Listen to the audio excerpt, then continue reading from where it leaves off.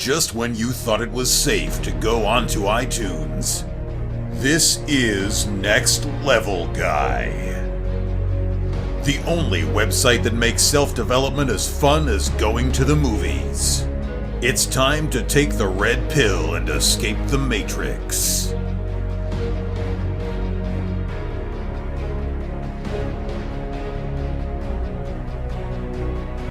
What's happening, guys? It's time for another episode of the Next Level Guy Show podcast with your favourite tutor, Ian Dosmackay.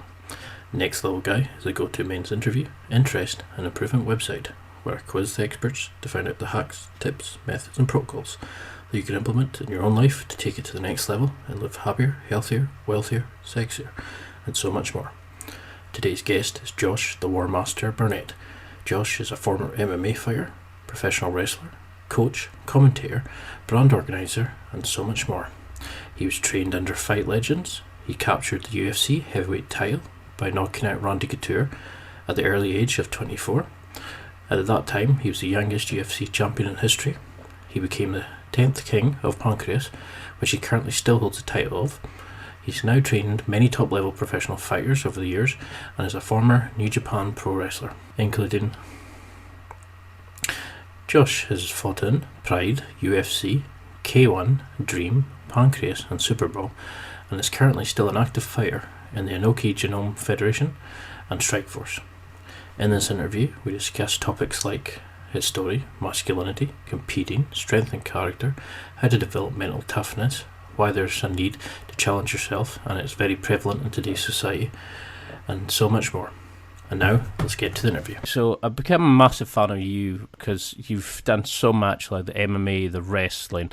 You know, now you're competing, you're doing commentary, you're promoting, you're doing so much. But for those who don't know your name, could you just give a little overview? You know, like, why should people know who you are? Because you're a legend in my books, but some people who are maybe not into MMA don't know who you are. So if you met somebody in a cliche social setting, how do you define who the legend Josh Barnett is? Wow, that's actually really kind of hard to define. Not because I consider myself some sort of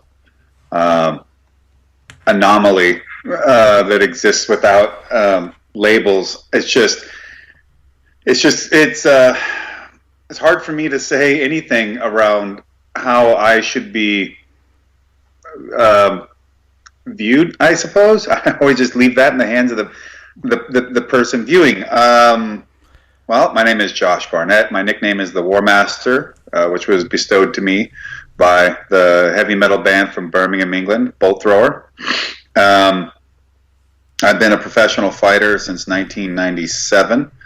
I have competed in professional wrestling since 2002. I've built a lot of what I do around being a fighter and going to combat.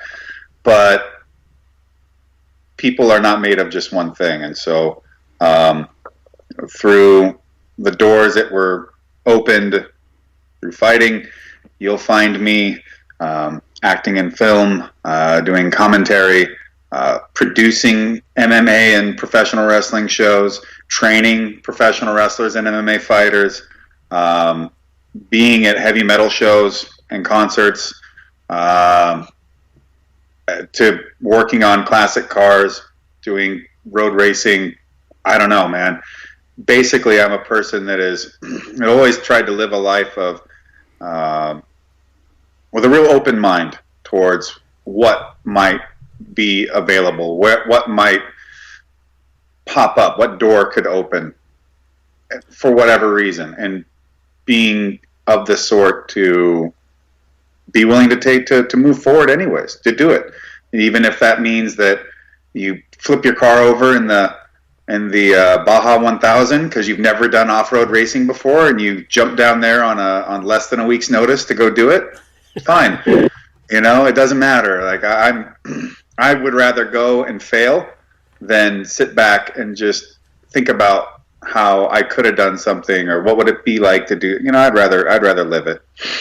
Cause it's really difficult, isn't it, to define your life without going, I do this as a job. You know, it's like the Fight Club sort of mentality. It's, you know, we're not our jobs, we're not our khakis. You know, we're actually, you know, what we enjoy and like who we are as a person and what we give into the world. And true, although I would argue that the person that wrote that sentence, his job is a writer. His job as a writer is to write that sentence and to put that together. I was just having a conversation with a friend about if we were not also our jobs to a degree, it wouldn't bother us when we had jobs. There wouldn't be jobs that we hated. We would just do the job. And if it was not of any importance to us, my opinion would be that we wouldn't do a very good job of it, or we would do just enough, which to me isn't really the way you approach doing any job. But you wouldn't come home and be like, I hate my job. You wouldn't care. It would be of no consequence to you. It's just a thing. But the reality is your job is a reflection partly of yourself, and you put some of yourself in your work, no matter what it is. Be it the mundane burger slinging, it's just a job to move me through to the next thing, or a job where you employ your passions through, say, writing or something of that nature. You cannot escape the fact that your job is you and you are your job. Now, it's not all you are. It's not the only thing you are. It's certainly not. The uniform doesn't necessarily make you your job either, right? You could show up in khakis or you could show up in a tutu.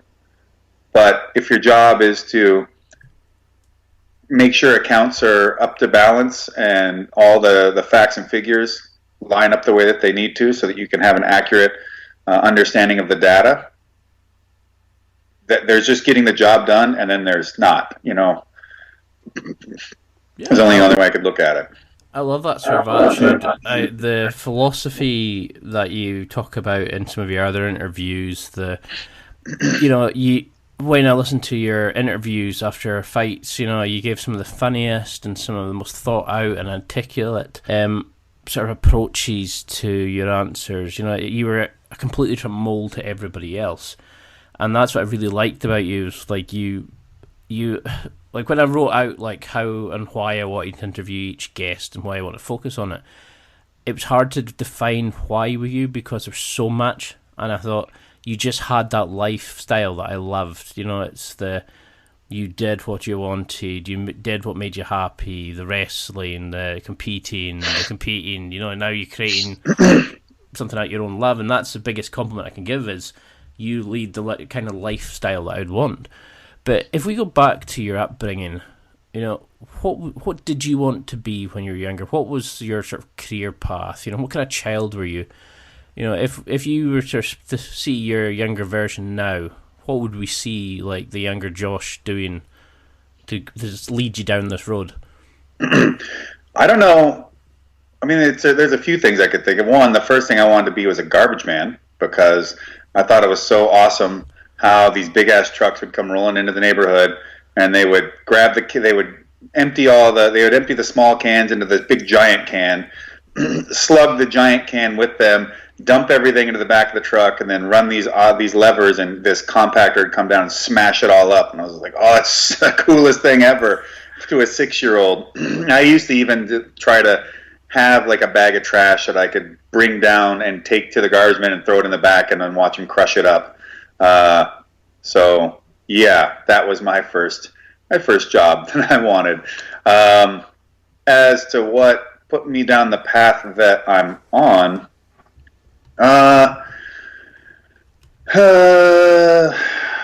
Well, I'd say partly it is the isolation of being a person in the margins by being interested in just being a weird guy who liked role-playing games and heavy metal and comic books and not being a part of the cool kids club and having friends but also having a very lone wolf type of mentality, which has always, I guess, been a part of my personality. So being the kind of person that wanted to go out and challenge everything, all the time, but at the same time also stand on my own apart from everybody else, be able to handle all my own things for myself, for my own reasons, and that those that would be with me were with me of their own volition, because they wanted to, not because they had to or they felt like they needed to, or something more shallow. And I don't really know why, I suppose it is the way it is, but I just was born with an innate capability for combat and violence. It didn't bother me. I enjoyed it and I thrive in it. So why not try to, not even why not, it just, there was no way that I wasn't going to do it. I saw UFC 2 and on a videotape, and I just said, I'm going to do that someday. Like, I love playing football. I liked wrestling and just competing in sports and just being able to, especially any sport like wrestling and even track and field, it's an individual sport. So I went out there, my successes were mine, but so were my failures. And I didn't need somebody else to prop me up. I didn't need anybody else to cover my weaknesses or to let me down. It was up to me and my own work. And the work that I did outside of the event that prepped me to be there helped determine what my results would be. And if I'm doing all the extra work and my other football teammate isn't, and then they are substandard and causing us to have weaknesses in let's say the defense or on the offense, well then I can't make up for that. There's nothing I could do there. I could tell them that they fucked up, but there is no getting past the immediate results of what they didn't do. And so being a very competitive person, watching people fight, I thought, okay, this is for me. This is what I need to do in life. I don't know what that's going to work out to be, but I don't care because I'm going to do it. Would you say that's the definition of masculinity, is that having that purpose, that path where, you could see what you wanted to do? I mean, how would you define the way, the true course of a masculine man? Is it somebody who, like the lone wolf panel, or is it somebody that sits with the pack and does their own thing? I mean, did you feel awkward? Was it difficult to step away from the majority of what everybody was doing and go look to compete? Because back in UFC 2, I mean, it wasn't exactly mainstream at that point. Yeah. Did you have any kind of issues like socially? Did you find, not ostracized, but like, did you find it difficult to kind of focus on doing that when it wasn't actually a potential career as such? No, because that wasn't why I was doing it. I mean, I knew that there was careers that could be made out of it. I would watch Pancras videos and things like that and go, okay, well, here's Ken Shamrock and other guys traveling from other parts of the world to go and compete. So at the very least, I could see the world on someone else's dime. And that's something that was really important to me, to be able to travel. And I knew that there were people could make money at it. Maybe they wouldn't make, I mean, I didn't really know how it would stack up across the board with other occupations, but I knew that what money was at the top was going to be incredibly difficult to get. But nonetheless, that was the point of doing it, was to forge ever onward and to try to drive and to strive for something great, right? So Nietzsche says, live dangerously, build your houses on the side of Mount Vesuvius. Go after something that could mean you lose it all, but do it earnestly, because that is life affirming. And that doesn't just mean like go out and do a bunch of crazy wild stuff, but it also means don't shy away from a difficult challenge or a difficult thing to accomplish. I mean, if you can see that there is potential for you to start creating something in that space, then by all means, fucking do it. And do it earnestly and honestly. Take good stock in your capabilities, in how you're growing, how you match up with your peers, but more so how you continue to get better, how much you're growing with every day and every week and every month. And are you getting to a point where you feel like you will continue to get past plateaus and get to a higher level of who you are and what you do? And then continue to be honest about it, and maybe, you reach a point where the cost doesn't met out equally with the benefits, or I should say the spoils. Then maybe you move on. But I don't think there's any shame in anything you do that you did like you fucking meant it. I don't think you there's no waste in that. There is only, I think, an experience in that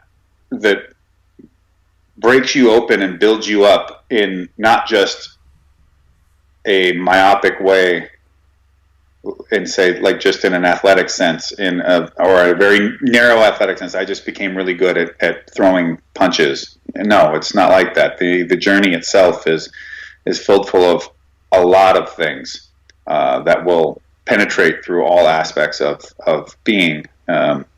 So when it came to fighting, I was already of the sort that I didn't give a shit what other people cared and what they did and whether it was cool or popular or anything. I was already somebody that was on the edges and wasn't a part of any of the cool stuff anyway. So what the fuck did I care? For me, it was, okay, I get to go out here with my two hands and forge my destiny. I get to stand in front of another human being that's going to try and tell me what I can or can't accomplish, or that they deserve this more than I do, and I'm going to destroy them. And I get to spill blood and get my nose broke and be a part of all that and live in that moment of battle and get paid for it, possibly. And I couldn't see anything more meaningful to me at the time, anything that would make me more fulfilled. And it really felt like the moments in between were just a way to get another fix, and that fix being that payoff, not a high. I think that's a cheap way of describing it, but a feeling, a sense of freedom, and a sense of, I would even say, perhaps what Nietzsche might have been referring to as far as going from being a higher human to the state of being the overman, and living in a moment that makes me feel as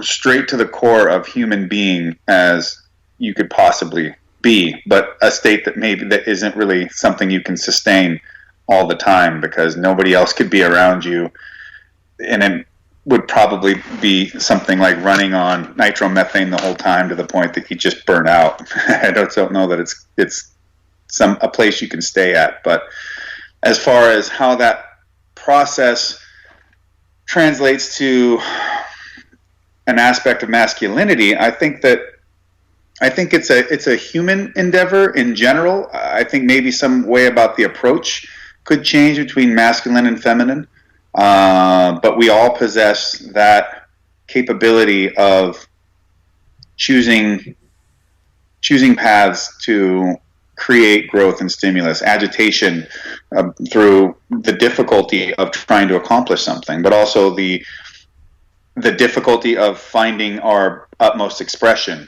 because much like communication, it can be difficult to say the most succinct thing, to express what you mean and how you feel, so that the largest audience can know just as much as you how it is to feel that thing within yourself, so that they can understand it too. And it's very difficult.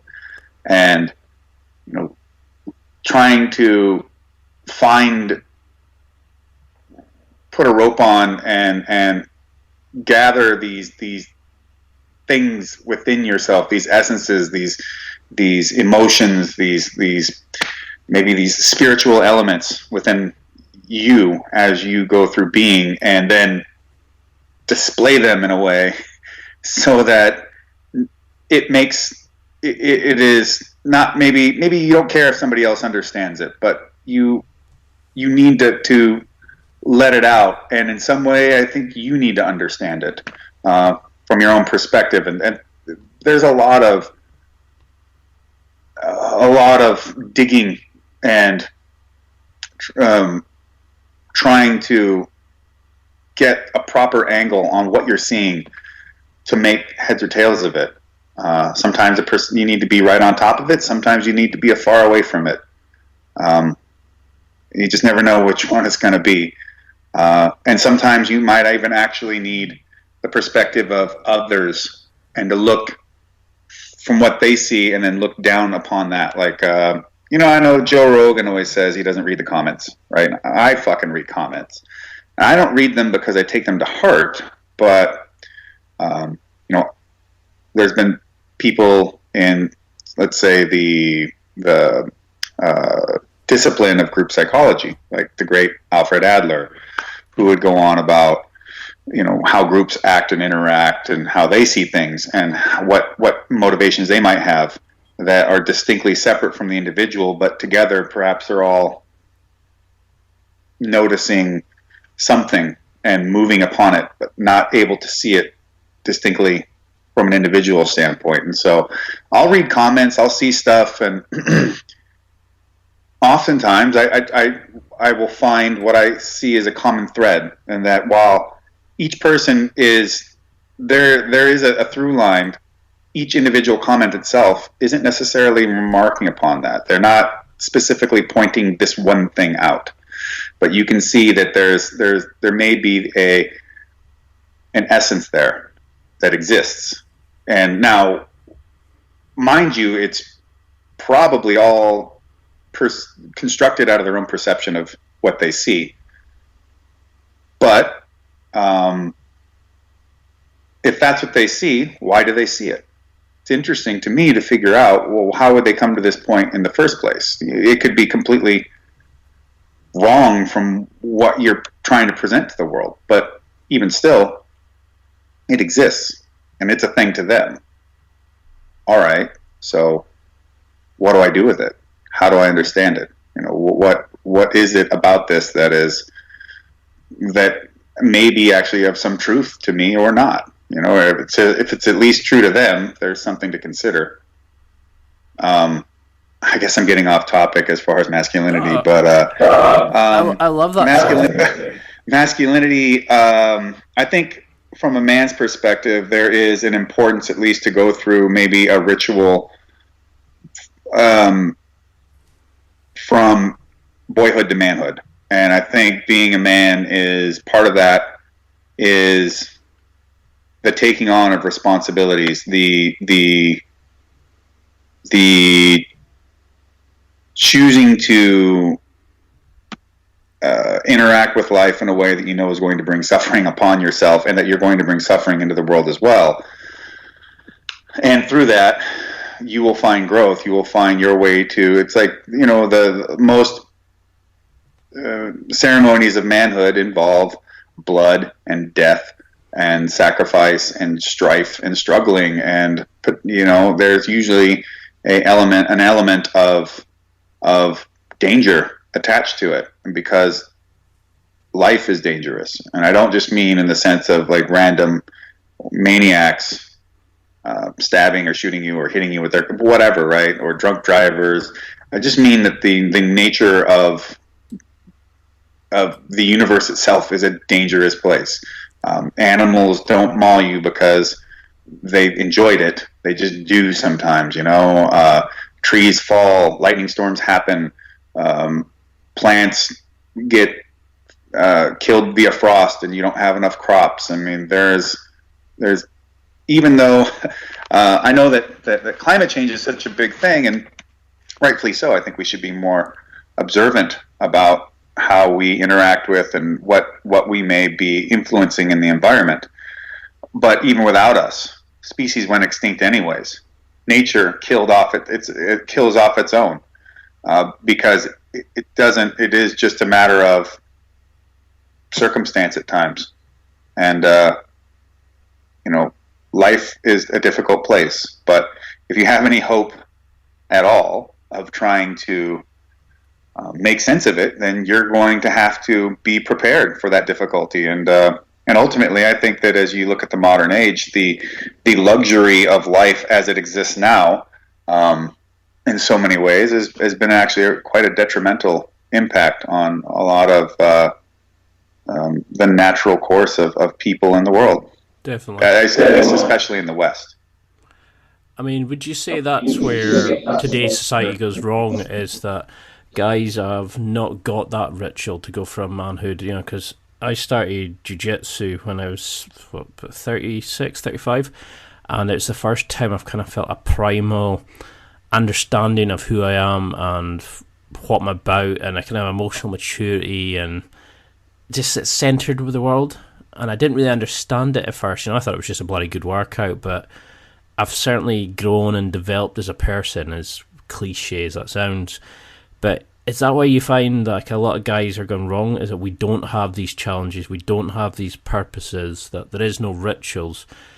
Should every guy listening go and do a combat sport or something physical like that?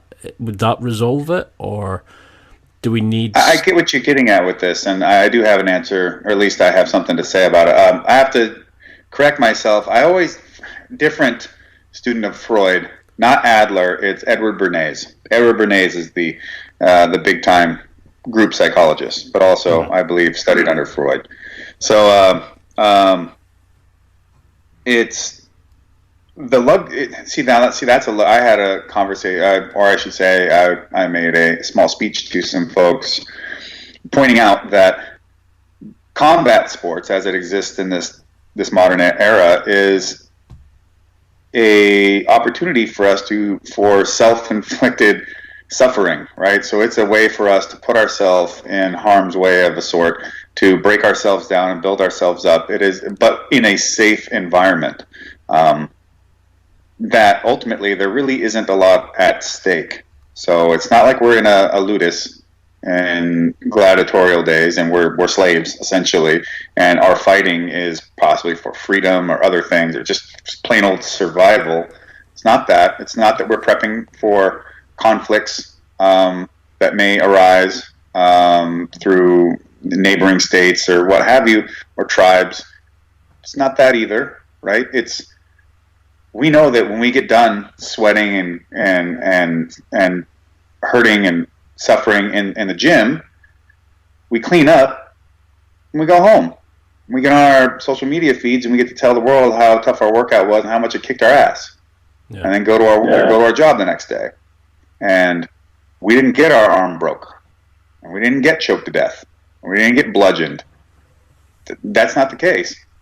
So, I think that it's highly beneficial to train in combat sports. Highly beneficial. Not only in that you're getting a good workout and it's physically demanding, but that it is giving you skills.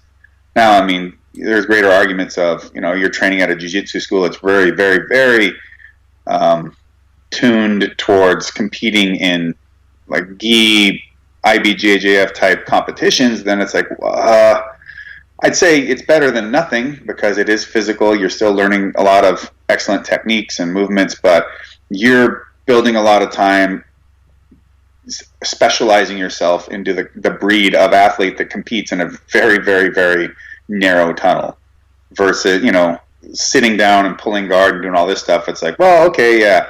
But when 6 dudes start stomping your head in, pulling guard didn't really seem like such a great idea, did it?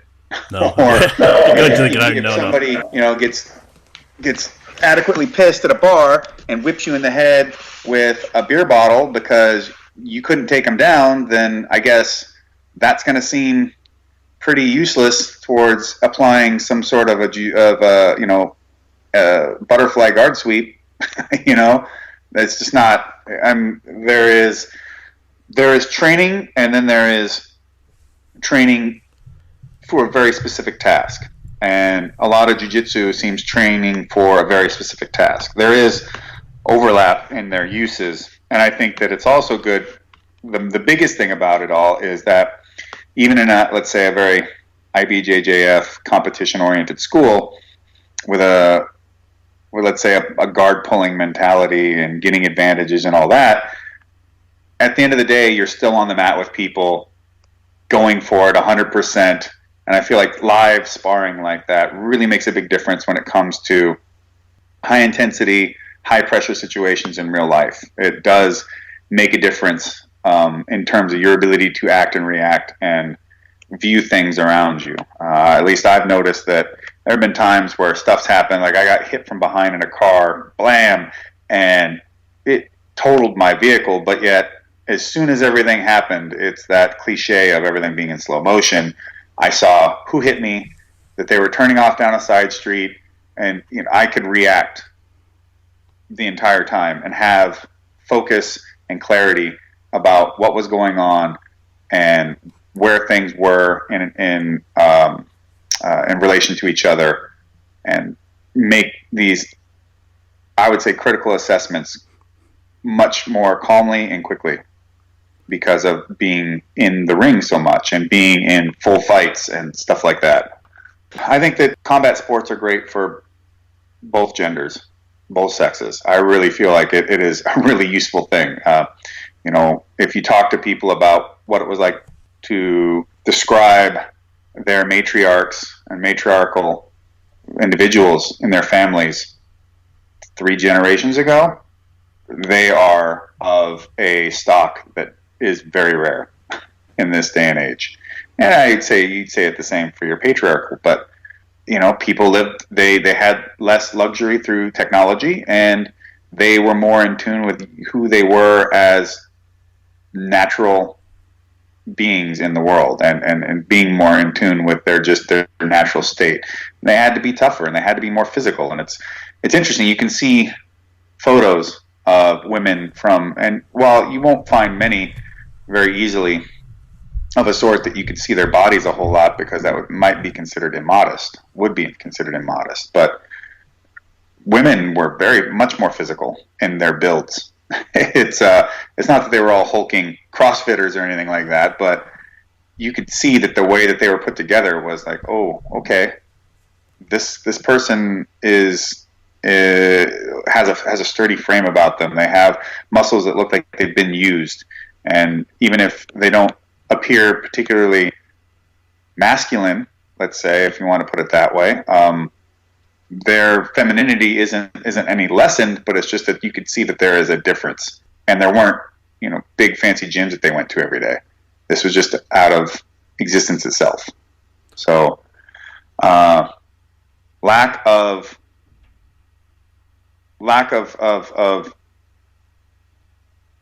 coming of age rituals, yeah, I think that is a problem in society. I just think that the fact that men aren't being properly mentored to be men is a trouble, right? To put their energies and efforts into things that are not responsibility bearing. That while I understand that depending on where you live, culturally, things do change, and what is expected of somebody in here in LA versus what might be expected of someone in, say, I don't know, like in a remote part of Scotland or some part in India, is going to be vastly different. It's like the difference between city dwellers and farmers, right? So very different and distinct ways of approaching life. And of course, a lot of that is built upon what they have to do on a day-to-day basis to not just accomplish what's needed, let's say, to earn a buck or have food or a roof over your head, that sort of thing, but then also how their communities view them too, right? So a farmer or a kid on a farm that wasn't up at 4 a.m. like everybody else doing the work wouldn't be as respected by their peers as someone that was. that goes a long way. And so living in these big cities, which I think a lot of what we see in media is really derived from very very small yet dense places, and it can, this is where the hubs of technology, and a lot of this modern mainstream culture is going to come from. And you get this impression that things are one way, when in reality, I mean, there's certain tropes that have never changed. So superhero movies are still filled full of superheroes in very masculine traits that have often rites of passage that show courage in the face of overwhelming odds, or courage for the fact of courage alone, not in the idea that courage is necessarily equals success. So was it Captain America, when he was just a nobody, a scrawny little pipsqueak? He did everything he could to try and get into the military. And Steve Rogers was just incapable. He was just physically not there, not possible. And he, get in the first movie, if we're going to just use the films, he gets into a fight in an alley and he refused to stay down. Now, I mean, you could say, well, that kind of courage was foolhardy, but the point was that it wasn't about whether or not he thought he was going to win. It was just that he was not going to back down from challenge, no matter how difficult, because he'd rather, make his peace there and be someone that stood in front of difficulty than to be someone to run from it. And in the end, that was what made him the candidate to be Captain America in the first place. And then he gets his big, jacked up, kick-ass, like Superman body. But if only it was yeah, well, right. Much of what there's a lot of monumentally heroic examples that never get any. There is no positive payoff. It just doesn't work out that way. I mean, there's plenty of times where I've done what I would say is the right thing, and I didn't benefit from it. If anything, it cost me something, even if it cost me perhaps even just some hedonistic happiness for whatever I would have got from it. But to me, and I've had people be like, "Oh man, well, you just should have done it anyways." Then I'm like, yeah, I can think about it that way, but ultimately, that's, given the same scenario, I would just do the same thing again, because doing what I feel is right takes precedent over doing what just feels good or what I feel like I could get away with, because you can't build a life on that. Not a life of value, in my opinion. You have to make you have to make the decisions that in some way may cost you, that may be more. They're going to be you losing out, but because you did it for the right reasons, it continues to make you as an individual better. It continues to support that foundation underneath which all else will spring. I really like that, because I grew up sort of the Highlands of Scotland, and we've worked with animals and we had our own crofts and stuff like that, and it's like you said, it's completely different how somebody in India might be brought up. And I think that's the problem, is like, you can do jiu-jitsu, you can do MMA, but it's all still in a controlled environment. It's not to survive. How did you feel that your competitiveness, how, like, in the Bellator, UFC, the wrestling, etc., how did that change you as a person and your outlook in life by actually going to that level of where you were going against somebody who's literally there to hurt you, is to go in there and to try to knock you out, to tap you out, etc. For some people who have never been in that kind of environment, even rolling in jiu-jitsu or whatever, how can you explain it? How does it change you as a person and how you see life, and because this is what I was very interested in. It's like you seem a very deep and articulate person. You know, you understand a lot of things. You're obviously well read. And then I remember on one Joe Rogan episode, he mentioned that you seem to enjoy, you know, throwing fists and causing pain and, you know, beating the other person. Not in that sort of negative and nasty way, but, you know, you kind of, it kind of just was, you were perfectly okay with it. So how do you balance both sides of you when you're competing in that sense, you know? Like, what did it change you as a person by fighting and winning, etc.? Because you're bloody good at it.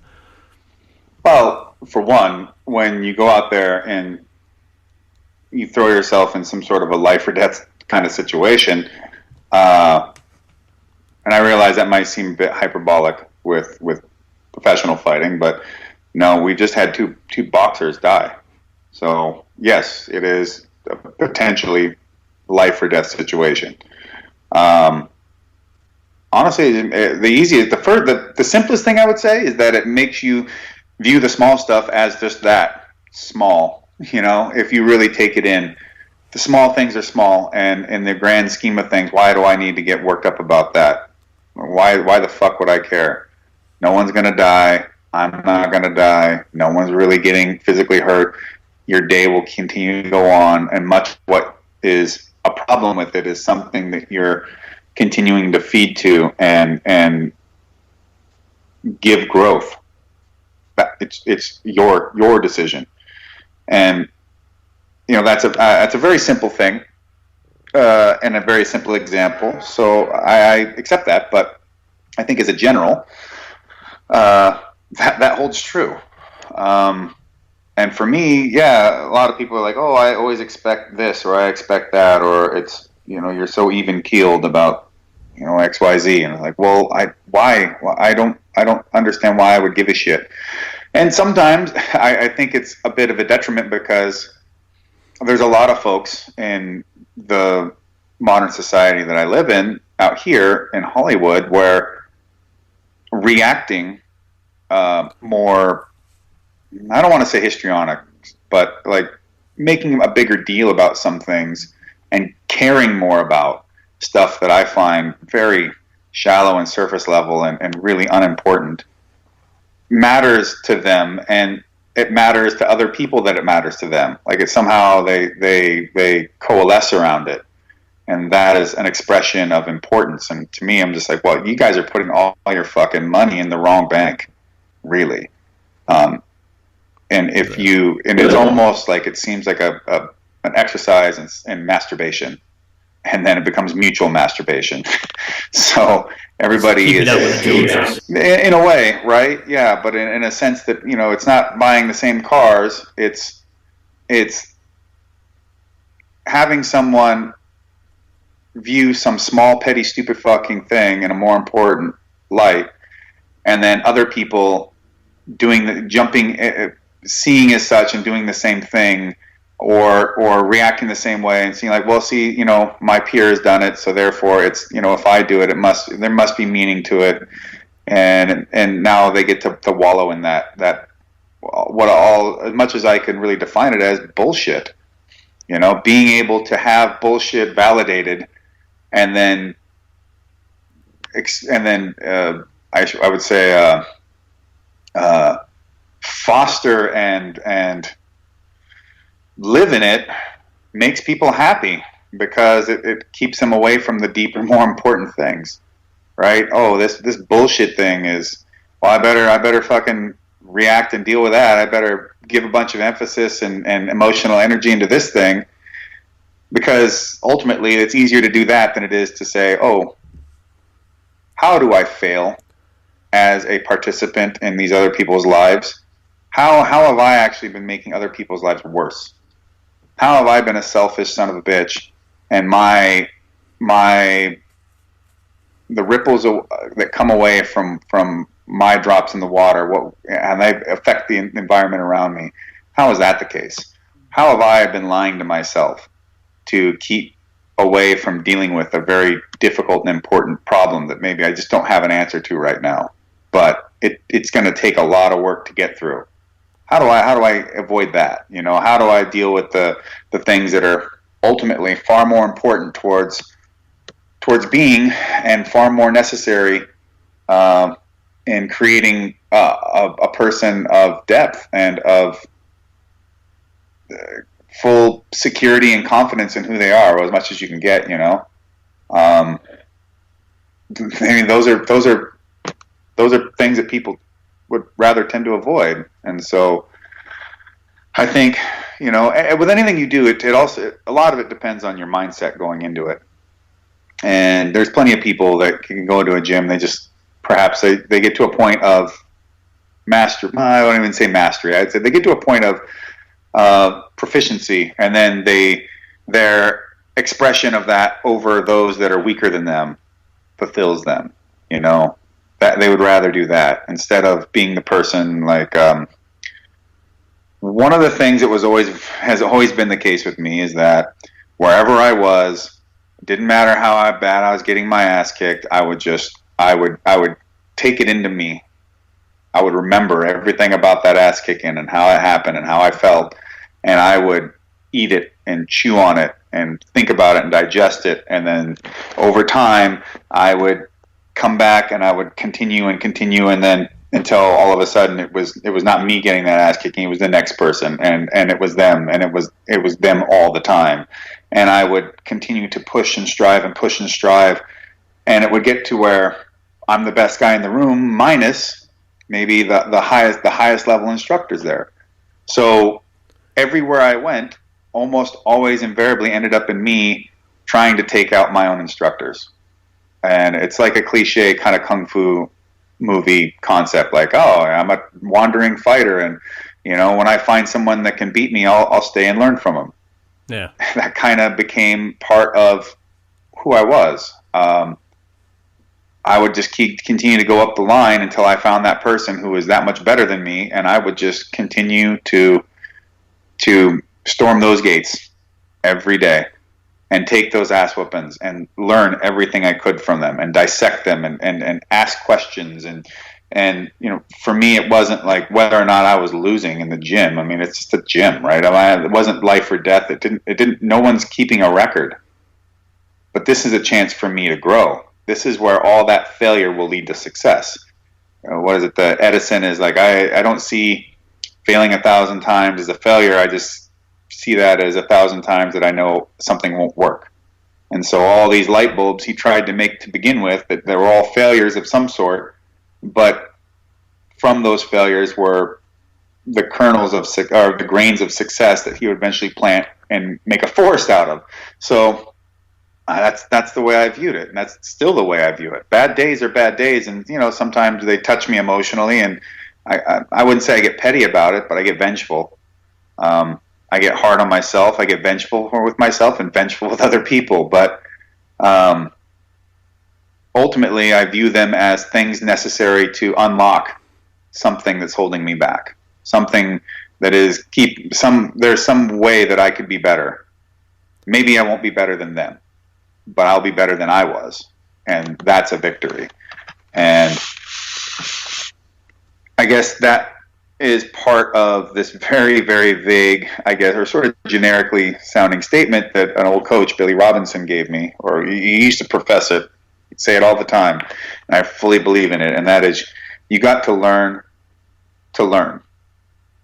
You got to learn how to learn. And you can go in there and learn tab A into slot B and what have you, but the thing is, when it's all going, man, it's all going to be different. You don't know what it is. You never know how this stuff's going to turn out. And if you really want to know things, you got to be able to learn how to turn your mind on in a way to best understand and to be okay in places of the unknown, which is, as far as I can tell, the scariest place for most human beings to exist in. The place of ignorance, of total ignorance, of lack of knowledge, of unknowing, like finding their way in the dark. And, you know, I mean, look at how difficult it is for someone to just simply say, I don't know. Just to say, I don't know. I don't know the answer to that. I'd like to know the answer to that. You know, maybe you and I could figure that out. That's just not a place that most people want to go to.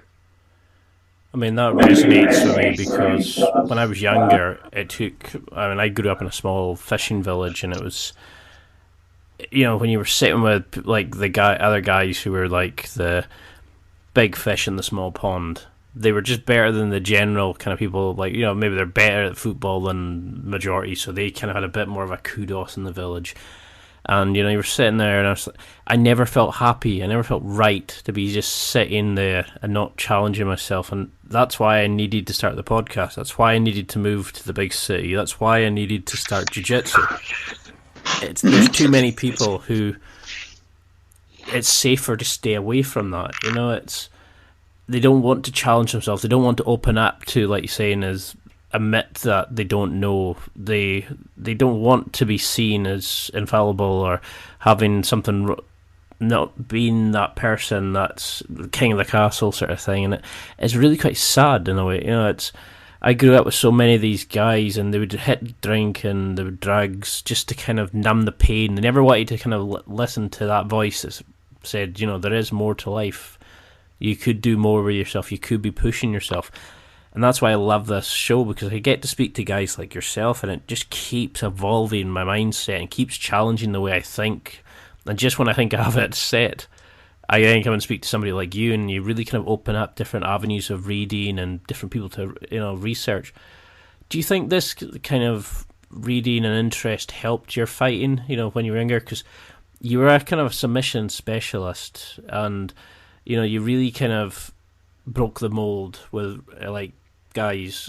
You weren't the kind of stand and fight, like throw fists like the heavyweight department normally do, but you kind of just waited your moment. You were comfortable in uncomfortable situations. You picked your moment and went for it and finished the fights. How can somebody listening get into that? How can we control our emotions? Even if it's just in a normal life situation. How did you find that while shit was hitting the fan, you could keep your head above, the base emotions and actually control yourself and the situation you're in? What did you learn from those kind of environments? Well, you got to learn that things are happening, but getting worked up about it to a way that takes away your control. Like, I'm not against getting angry or frustrated or letting your emotions come out. It's just a matter of your emotions cannot overwhelm your ability to effectively act in the way that you think is best. So things are happening, things are bad, what have you, but getting so worked up, getting histrionic about it isn't gonna change anything. It won't necessarily make it any different. It just made you suffer more and expend more energy, mental energy, emotional energy, spiritual energy. It's a waste. So instead, if you can tap into those emotions and then streamline them into your purpose, then you'll find great success out of it. People are always like, "Oh, there's no time to hate. If you hate, it's so draining." Like, well, yeah, you're right to a degree, but hate focused can be the sharpest knife you've ever had in your hand to cut away at what's within you and what's around you, to bleed out that which is stopping you or bringing distress into your life, within or without. So I'm not one to, and I guess part of that is because I feel like I have a very well developed shadow. As if you're into Jungian psychology, I know that I know who I am, and I'm not afraid of what's dark about my person. And incorporating that into everything about who I am allows me to live the life that I do, to find joy in dark things and also to appreciate the light that much more. I am not without it, and nobody else is either, even though we're not all the same. And I guess that's, part of like that being on that one episode of Rogan's where he said, well, when you're out there and you're doing, you're not really trying to hurt people. And my response was, yes, I am. I am really trying to hurt everybody I fight. I'm trying to, that they get to walk out of a ring at the end is because a referee says so. That's it. And I expect nothing less from my opponents. I expect the same thing to be coming my way. If who walks to the ring with me, those are my friends. Everybody else who's in front of me is my enemy. And if I get done with that guy and his corner jumps in, I'm going after them. If the referee tries, he's done too. If the crowd lines up and starts trying to come into the cage, I'll just keep going until I'm done or they are. That's just the way. When I'm there at that moment, that's who I am. And that is not a place I have to get to. That is a thing that exists in me at all times. And that's just part of who I am. And I'm not ashamed of it. It's not something that is out of control in my person. It's not like that at all. But I can use it when it's needed. And it's always there. And I don't see that as being bad. I don't see it as evil. I just see it as a part of who I am and part of the nature of what makes me me and how I'm built. Mm-hmm. No, I mean, it's a good thing to be able to tap into, but can it be learnt? Or is it a natural thing that some people have and some people don't? Or is it a switch that we can turn on inside ourselves? Maybe all the above. I think that even if it was something that was natural within you, it would still need to be groomed. Like anything, any aspect of your person needs to be developed. Your sense of humor needs to be developed. Your sense of emotional control and also ability to emote effectively.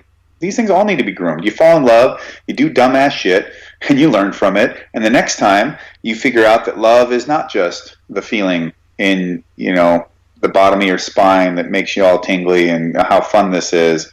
It's other things. And then your definition of love continues to not diminish, but grow. And so as you get along further in life, or even in a relationship, and as that relationship grows and evolves and becomes more in depth, your feelings and your understanding of love grows and becomes more in depth and takes on more perspective. And that's just dealing with something that as a kid seems one way, like some sort of electrical jolt shoved into your body out of nowhere, to something more nuanced and yet deeper and stronger yet. So I feel like all things need grooming. All things need time to be explored and to understood. Otherwise, you wouldn't want to be a person who is just made up of impulsive, knee-jerk pleasure or pain. That would be a dangerous way to. In fact, I've known people like that, and they usually don't live very long lives or very happy ones. So, but you said something about going back a bit about these kids in your village. These big fish in a small pond, and you're right in that they are content to stay in a lane. There's like a certain level of proficiency that they've got to, a certain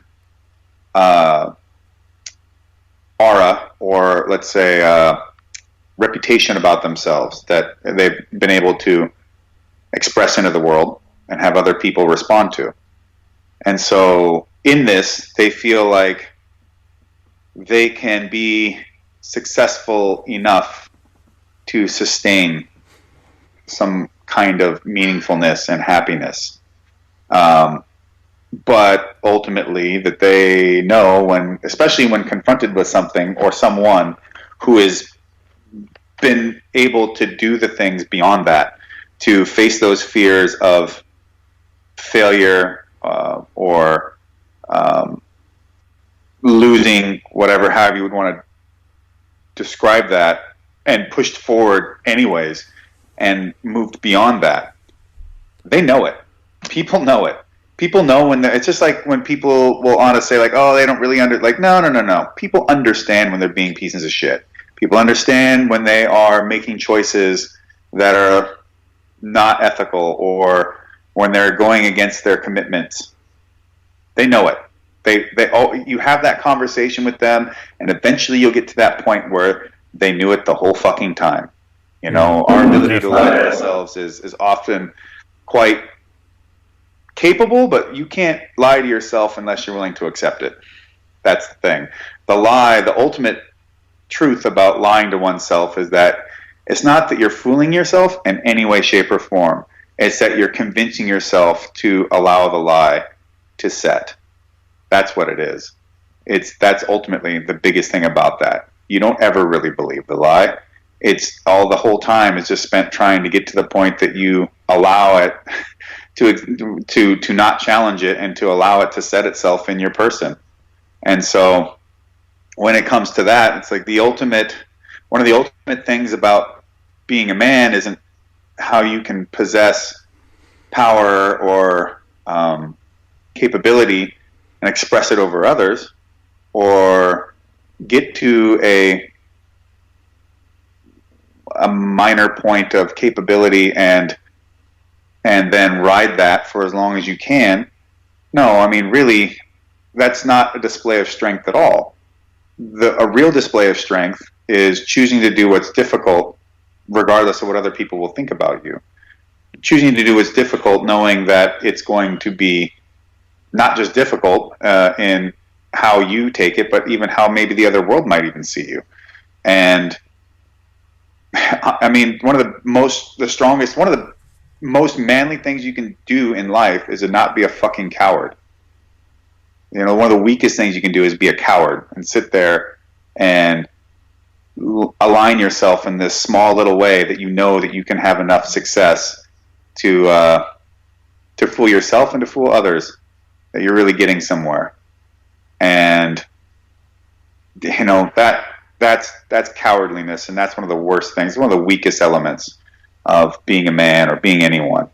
And that doesn't mean that you have to go out and deadlift 1,000 pounds or do something. No, it's not about that. It's about becoming more learned. It's about reading more books. It's about being more in touch with who you are as an emotional being. It's about being a better friend and being more a part of your community and pushing out in ways where you know that you're giving of yourself and that people are often going to take from it and not return.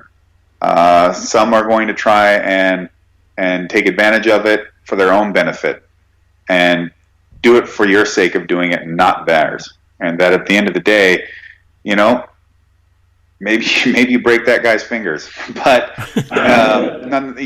to teach him a lesson. But still, the point is, okay, this person, I know who these people are and what they are.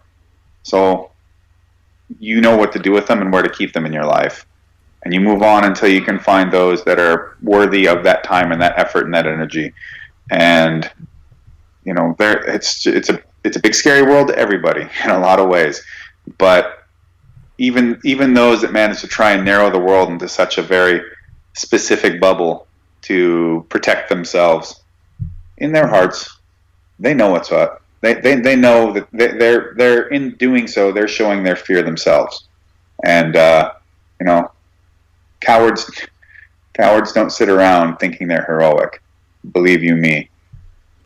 Well, I hope you're enjoying this interview, but I just wanted to give you a quick break to tell you about my affiliates. I've set up some awesome deals with some amazing companies. If you go to www.nextlevelguy.com/affiliates or click on the affiliate deals in the blue ribbon at the top of the website homepage, you can go straight to my affiliate wonderland. There's so many special offers, listener exclusive deals, and discount codes available here. There really is something for everyone. It doesn't matter if you're buying for yourself, a special occasion, or someone else in your life. You can find anything and whatever you may need here. There's a lot of inspiring companies and interesting products and stuff you might not have seen before. There's companies like Onnit, Amazon, meganThe, Barbell Apparel, Dollar Shave Club, etc. covered here. There's companies that will help you with dating, sport and equipment. There's companies that look at outdoor equipment, gadgets and so much more. If you need it, it's there, and stuff you may not even know you needed, but you need to splash out and get. Simply go to www.nextlevelguy.com/affiliates and enjoy. Please note, I don't receive any information on you or your purchases. All I receive is a small commission from the business as a thank you for sending you to shop with them by using my links. This isn't a price that you pay, but it helps me develop and expand the podcast. So I'm extremely thankful for you taking the time to spend your money via my links. You're helping me make this podcast better and better each week. And now, let's get back to the interview.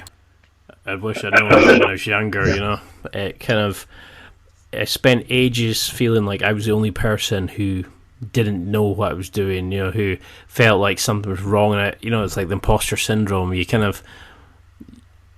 think there's something wrong with you, that everybody else is normal and you're just not fitting in because there's something defective in your mindset or the way you look at life, I mean, that was what I was really interested in with you, was because you had gone from being one of the youngest UFC champions of all time. You had tapped out the likes of Dean Lister, who had never been tapped out in years. And then you transitioned from that to the sort of entertainment side of sports and competing, where you went to MMA, where, the results are predetermined, but there's still a hell of a lot of physicality and, the primalness and competing and the sport and that from that. How did you find that transition to move away from, because you said earlier, that you had this side of you that was into dominance and control and you could switch it on, etc. How did you do that? Is that why you create the blood sport brand? Is that why you continually comment on fights and stuff? Are you trying to keep that side fulfilled? How have you found that transition between real competition to wrestling side of things to being the coach to being the promoter to the commentator? Does it affect you in any way? Well, they're all mildly related to what I do as a fighter, and so part of my job is to try and take the essences of being in the ring and display them and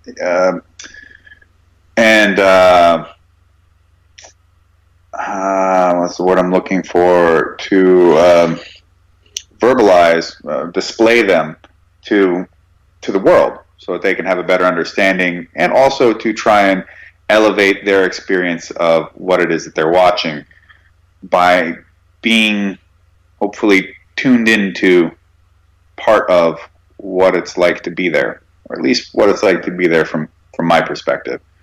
I don't know where I fall on that, was it ENFJ or any of that? I don't know. There's some sort of personality test that I swear to God everyone seems to take these days. Damned if I have fucking time to figure out that. But I'm a pretty introverted person. Like I said, that lone wolf mentality it really hasn't left me. And I still am the sort of person to go and just do things on my own all the time. And, go somewhere and meet up, run into a whole bunch of people that I know, interact with them, great, and then leave. I come alone and I leave alone. So it's just sort of who I am. And it's just been something that I've come to terms with throughout my life. But there's also a part of me that really enjoys being in the limelight and being extroverted. And this is a bit of an extroverted exercise in and of itself, but and I have a lot. I feel like I have something to say in most situations, and I realize that communication is a very important thing, and being able to spread ideas, to dive into things and to wrestle with other people about ideas and feelings is a necessary thing, and perhaps maybe even a very important thing towards helping all of us have a better understanding of our own bearing in the world. because as you said, there was a point in your life where you just felt like, oh, there must be something faulty in me, as to why I don't fit in, or the world seems so strange or unnatural to me. Well, everybody feels that way at a point. And to be honest, even as we get older, we have a better bearing, but usually what we do is we just we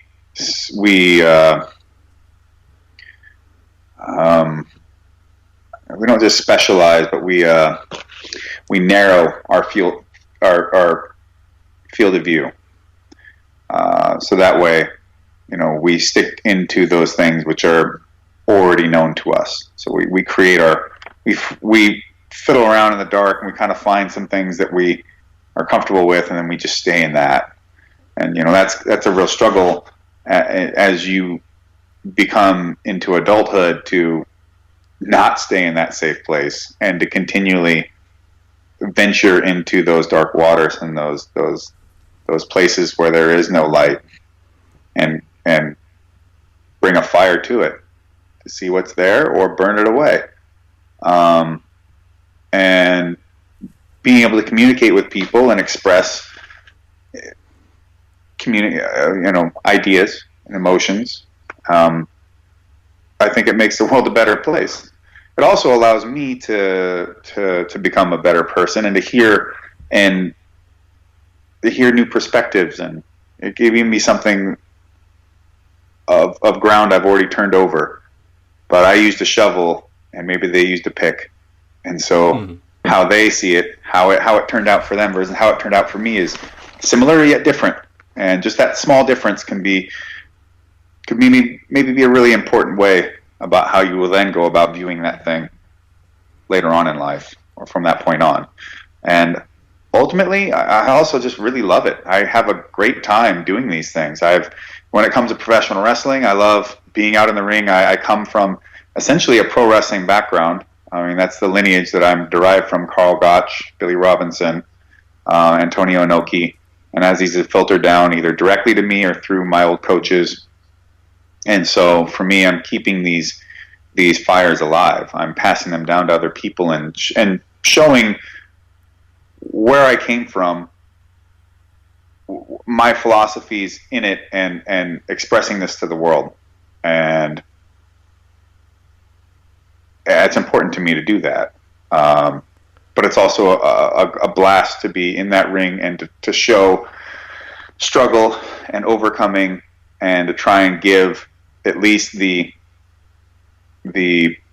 performance of a hero's journey in a ring with me and my opponents in the professional wrestling world.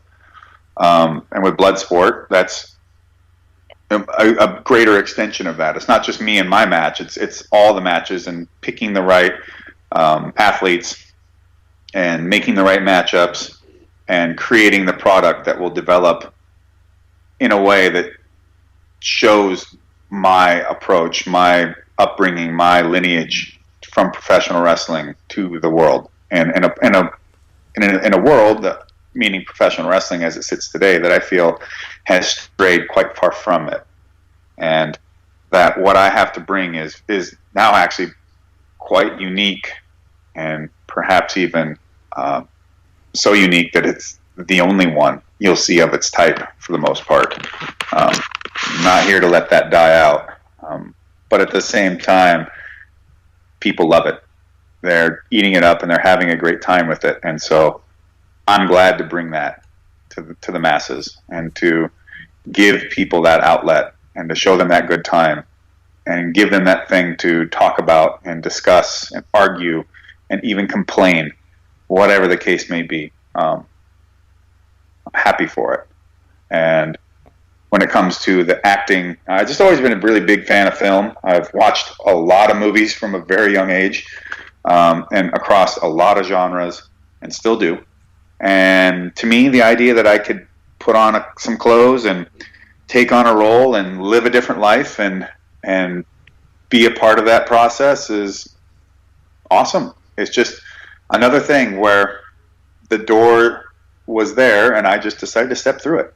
It wasn't a decision. It wasn't like I didn't set a goal for it, but it came to my doorstep. So I did it. And I opened that box up. And having that kind of approach to, well, I think part of, I can have that approach to life because I know who I am. I'm secure in myself and what I can do and who I am and how I will operate in the world. I don't know if I'm exactly Dasein, but I'd like to think that I am. But by being that kind of person, whatever comes my way, I can take advantage of it. I can jump into it. Or decide that the juice won't be worth the squeeze for that. So I'll move it into a different direction. So just people ask me all the time, well, how do you know this band? How do you know this? How do you know that? How are you friends with these people? How did you get to do this? How do you, I'm like, well, I just am. And I allow myself to be open to what is what may come my way. And I don't believe in a woo type of, the universe just, I'm open to the universe and it just provide. No, I don't fucking think like that at all. But, one day I'm doing a advertising promotional campaign for Ray-Ban sunglasses with Vice magazine, and then I'm on a tour bus with Behemoth, and then I'm going out to the track days with Formula Drift racing champion Dayo Shihara, and we're road racing on the streets of Willow, and then I'm in Romania shooting a movie with Steven Seagal, and these things were not part of some plan. They weren't some thing that I could sit down and, I mean, how could anybody put that together? And then I'm professional wrestling with Yuji Nagata in Japan, and then they just think you can't. This is too all over the board. There's no thread that connects any of these things to themselves but me. That's just because I'm available. I'm open. I'm capable of stepping through these doorways because of who I've built into who I am, and being able to then adapt and move forward. And I'm not saying it's not without fear. I mean, I get nervous all the time about this kind of stuff. I was scared to death to get on stage with this death metal band Nile and sing Black Seeds of Vengeance with them, their closing song. And I had no intention of doing such a thing, but I know the main guy in the band, Carl Sanders, and I'm standing in the audience, and he points me out and goes, yeah, he's going to come up and sing with us tonight, and this, that, and the other. And it's like, oh, fuck. So, tour manager comes out, grabs me, we go back there, and I'm sitting side stage waiting for my time to come out, and I've drank water, I'm sweating. I feel like my throat, I'm just so afraid my throat's going to close up, and I'm just going to make some god-awful Muppet like squeak, and it's just going to be the most embarrassing, freezing moment in my life. And I went out and I did what I could do, and I don't know, I mean, I guess it didn't sound nearly as bad as I thought, but I was just the adrenaline dump, and it was so scary. It was absolutely frightening. And Carl just was like, what are you talking about? You fight people for a living. I go, man, it is not the same. If you asked me to go out there and just start fighting people in the audience, fuck, man, I would just be wallowing like a pig in shit. It would be great. But you asked me to get up here and sing. Not the same thing, and it was terrifying. But I did it anyways. I could have said no. I could have backed out. I could have been like, no, I can't do it. But there was no way I was going to do that. I would be more disappointed that I was a coward than to go out there and fail. Because, life is made up of all these experiences. When do you get to have that experience again? And luckily, of all things, I've actually been up there like one or two other times with them. Like the last time I did it, I even told my buddy, I go, hey, film this. And I went up and just ripped it. And it was just like, okay, great. But you don't get to that point until you're scared shitless and you do it anyways. It just doesn't happen. And so you think you're going to get another shot? You probably won't. Most of these things will never come your way again. So why the fuck are you such a chicken shit that you won't just take the shot? There's so many people listening just now thinking, oh, I wish I could do my dream, I wish I could do this, I wish I could do that. And you're evolving every time. You're scratching your businessman itch. You're talking about the sport. You're competing. You're doing you're going out and singing with bands and stuff. I mean, I had pages of questions on about like how to fight, the mindset, recovery, all this kind of stuff. But this is why I was actually really glad when I started researching it that we've gone down this kind of road, because this will have a bigger impact on people when they let it sink in and actually understand where it's coming from, then, oh, how did you get on in such and such a fight? Why did you do this? Why do you do that? Because this will actually change people's lives. And your life is the kind of life that everybody wants, but nobody can figure out how to get it. And it's so good to see that you admit that you're scared shitless, that you kind of, that's how you view it, because people will pick up on that and go do it themselves. I mean, I was going to say, you fight people for a living, but you're scared of singing, and I completely appreciate that, I mean, of all these kind of changes and events and stuff like that, what's been your favourite thing to do? Well, nothing takes a backseat to fighting. Fighting people was the thing that I feel most alive in the world. And the day that's not going to be in my life is going to be a tough one. I know that, but there'll be ways at which I can still tease or play around the edge of that lake. I intend to be involved in fighting combat sports my entire life. I've got a lot to give. That's why I coach and I mentor people. I don't just have a fight team and take money out of them. I make sure that, to me, it's important that not only do they become better at fighting, that they become better at being a human being. So I don't have any interest to take people on that I don't think are of character to be a part of this with me.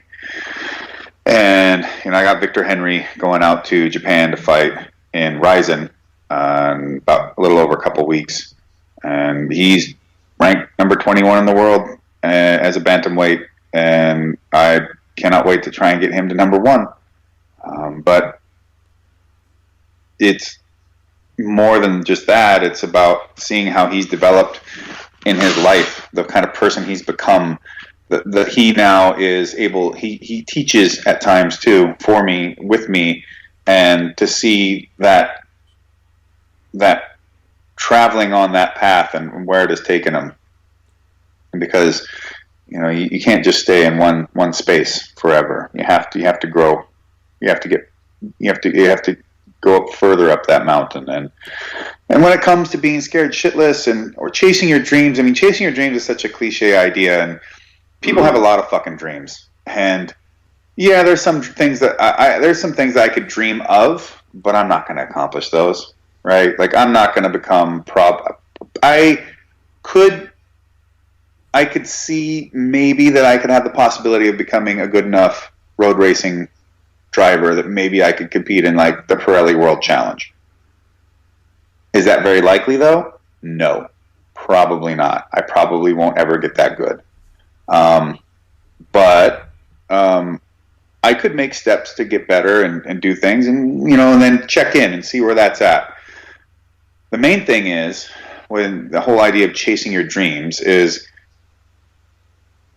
when you try to go after anything in the world, be fully aware and understanding that you probably won't get what you're fucking looking for, that you're going to fail, and you might not. I tell people that get into fighting, I go, the chances that you're going to become a champion are very small, and the likelihood that you're going to be one of the greats, probably not.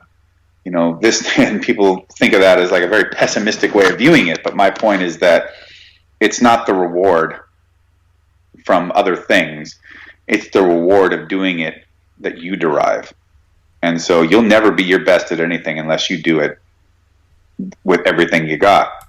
and your best level at it might not be even mediocre. Okay, and given that, is it something that is, costs more than it's giving you? Then readjust it, reevaluate your position here. But what you did to get to that point isn't also, like I said, with combat sports. It's not just limited to learning how to, throw a hook and use a double wrist lock. There's so much more to that journey that is available to you as a person to apply in other ways.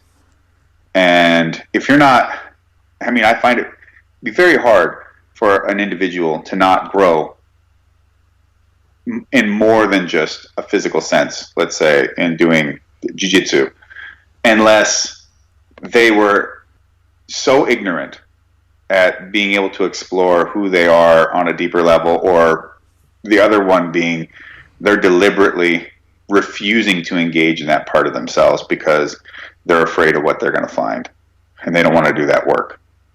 So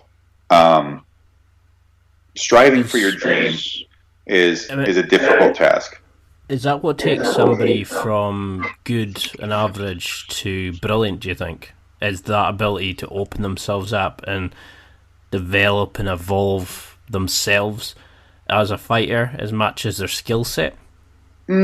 Somewhat. I think that there's validity to it, but there's also people that are just dumb fucking prodigies. They're just really great at that, and the rest of their life they're never really going to be much anything else. And there's some of that sometimes too. This has been one of the funnest interviews I've had in a long time. It's really made me kind of think and view things outside of it. I've still got pages I would love to go on, but I'm really aware I've gone way over your time limit. For blood sport, for example, why, for people who don't know what that is, could you just give a quick sort of introduction to it, about the upcoming events, how people can check it out, etc.? Well, this is going to be our second event with me. So myself and Game Changer Wrestling got together, and we continued what was Matt Riddle's blood sport, and we came together, and they reached out to see if I would be a part of, continuing this brand and wrestling. And I said, well, yeah, I'll do it, but it's not enough for me to wrestle. My name's on it. I have to produce it, book it. I have to have my hand in all of it. And they said, fine. And so Josh Barnett's Bloodsport is truly an extension of how I see wrestling and what wrestling is to me. And it is a wrestling event, a professional wrestling event, where you can only win by knockout or submission. The action is hard hitting. It is very much like watching full-on MMA fights. But it is professional wrestling. And the thing is, it's not about fancy costumes. It's not about catchphrases or anything like that. It's about showing struggle and overcoming. It's about heroic conflict on the mats. It's about loss. It's about tragedy, and it's about triumph. We're trying to get people to be invested in the emotional construct of it all. And also, watching people display high-level skills of combat, not just a bunch of choreography. And do you think that's where modern-day wrestling's gone wrong? Yeah, I believe so. I believe it's become more of a sideshow, of a wink and a nudge, and it's made up of a lot of people that have no idea how to actually wrestle. So everybody's out there pretending to be a wrestler.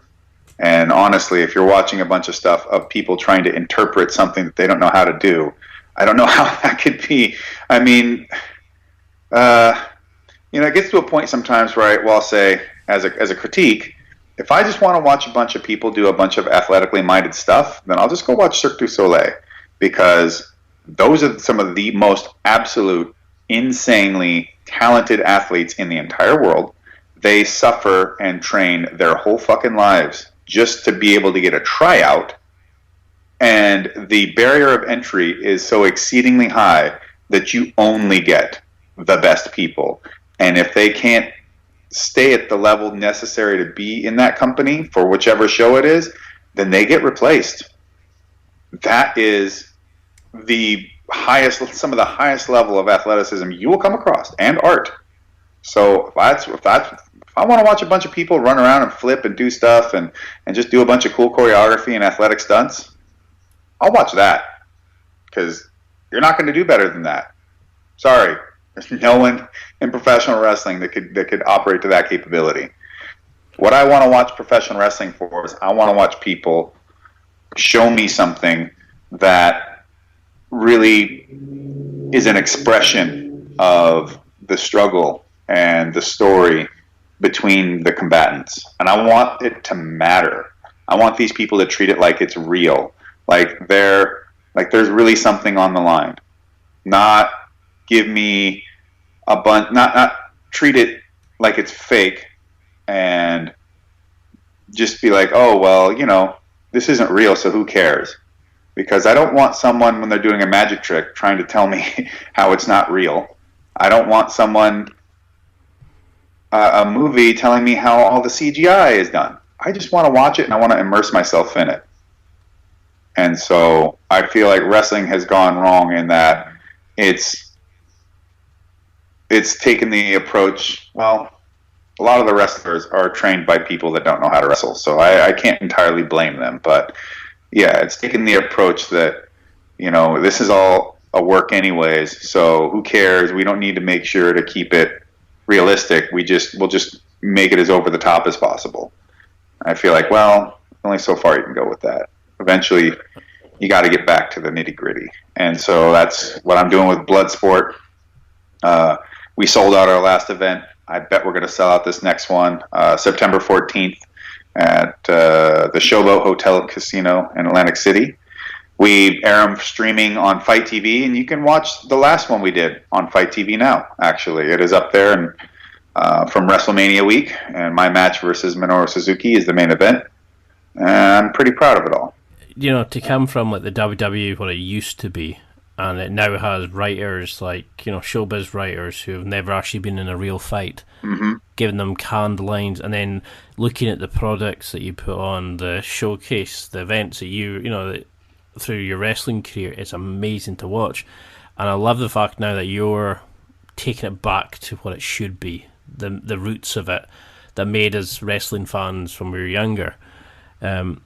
I've definitely got to have you back on. We can really talk about putting on the show. We can look at competition, etc. and that. But I know we're way over our time limit. But what is the thing that you want people to remember from this? If there was a sort of go home message or some snippets that you thought that they should remember, what would you say? Like, say up to 3 items.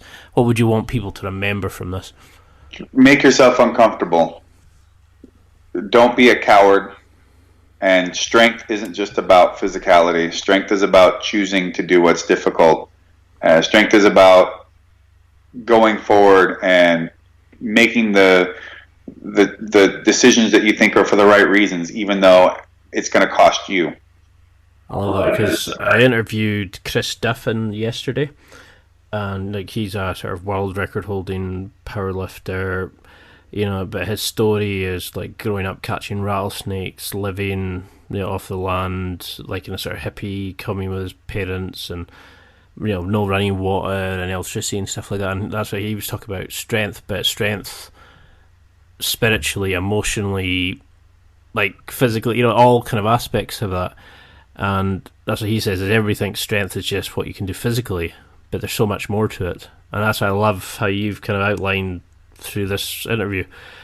For those who want to, to find out more about you, watch your fights, watch you compete, watch your blood sport, etc., how can we find out more about you and connect? Before we do round 2, how can people really get to know who Josh is and see the projects and keep in touch and, Well, you can find me on social media, on Twitter and Instagram at Josh L. Barnett. So I try to keep what I'm doing out there in the world so that everybody can see it. I'm on Facebook at Josh Barnett Official, but it's so hard to try and find the time to update everything. So Facebook does allow for longer, more expansive content, but that also takes more time and effort, which I seem to be lacking. But it is still a spot that I try to collate a lot of things and put them up there. And then, there's a wealth of my work out there in the world. You can watch my last professional wrestling match versus Minoru Suzuki in Bloodsport on Fight TV, FITE TV. Yeah, it's misspelled. I know that. Not my choice. And then there's probably a wealth of it also on UFC Fight Pass. You can find, perhaps through New Japan World, you can find my old New Japan Pro Wrestling matches back in the day. The rest of it, man, learn to use that motherfucking Google. It is your friend. Well, you're living the life that I want, and I really like the fact that you've kind of outlined how to get it, and you've given everybody, including myself, a lot of great tips to do it. So I've got to have you back on at some point in the future where we can really dive into deeper stuff, because you're a very articulate, interesting, very deep person, and there's far more to you than all the just being a fighter. There's far more to you than just being a promoter, so I cannot thank you enough for this. And the floor is open to you. Is there anything that you want to mention, anything that you think we haven't covered? We didn't talk about Highland scotches. I mean, I'm more of an Isla person, to be perfectly honest, but I do like some Highlands. Glenlivet, are they a Highland or a Speyside? I think it's Speyside, but I'm trying... I was thinking it's either Livet or Fiddick are Highlands, and one of them's a Speyside, or maybe they're both Speysides. I like Highland Park is great, although that's in Orkney Isle. Yeah, I do enjoy me a Scotch quite a bit. Big fan. I like bourbons and Japanese whiskeys too, but Japanese whiskeys are also quite Scotch-like, since the guy who learned how to make them back in the day lived in Scotland and trained under the Scotch.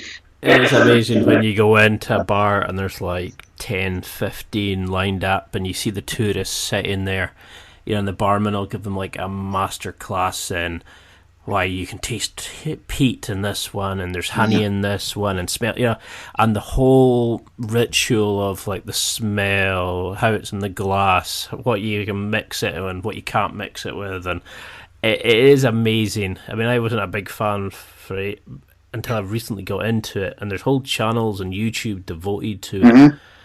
And it's are you over in Scotland anytime soon? Not that I'm aware of, but that will be any chance to go to Scotland is clearly going to devolve, however you want to put it, into just going from distillery to distillery to distillery to distillery. There's no way I could get around. I gotta go to the Islay distilleries like Bruichladdich and Ardbeg. Oh, so great. Or Balvenie is not an Islay, is it? I don't think it is.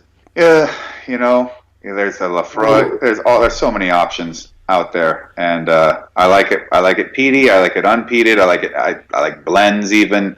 Although I am preferential towards single malts, to be perfectly honest. But line them up. I'll drink them. Well, as a thank you, if you ever get over, we'll have to get you out there, and we'll take you some tours. We'll get you some samples. Visit some places, and maybe do a wee tour of the Highlands and show you some places to visit, because I think you'd love it. Because you seem to be very keen on it, and there's nothing nicer than having a wee, a wee. I say a wee one. When a dram, right? A wee dram. Well, coming from the Highlands, you kind of just get used to it. It's like drinking Coca-Cola sometimes, It's a bit too nice, shall we say. But I really cannot thank you. I think you're a fantastic guy. There's so much more to you than meets the eye, and that's why I'm so keen to have you on. And I can't say anything but wish you success. You know, you're going to be brilliant. The blood sport's just going to kill it. I mean, what's next for you? Is it going wrestling? Is it competing? I'm hoping to compete by the end. I'm hoping to do an MMA fight by the end of the year. As far as the MMA side of things, it's just about I'll know when it's time to call it good, and use it up until then. So I don't have to look back and be like, I left it on the table. Because that'd be the worst thing, is not sure, what could have happened. I've had enough regrets in my life at the moment. That's why I started the podcast and wanted to change and move and get away from those guys, because I knew I wasn't going anywhere. I knew there's more to life that could be achieved, and I didn't want to be 80. I think it's something like the top 5 regrets. One of them is wasting time and looking back thinking, what if, and that would destroy me, thinking, what if I never started the podcast? What if I didn't do this? What if I didn't do that? It's like you said, you can be fucking terrified, but go and do it, and it'll change you. 100%. That's it for another week. Thanks for listening. Absorb it, practice it, use it. Until next time, keep trying to hit that next level in your life.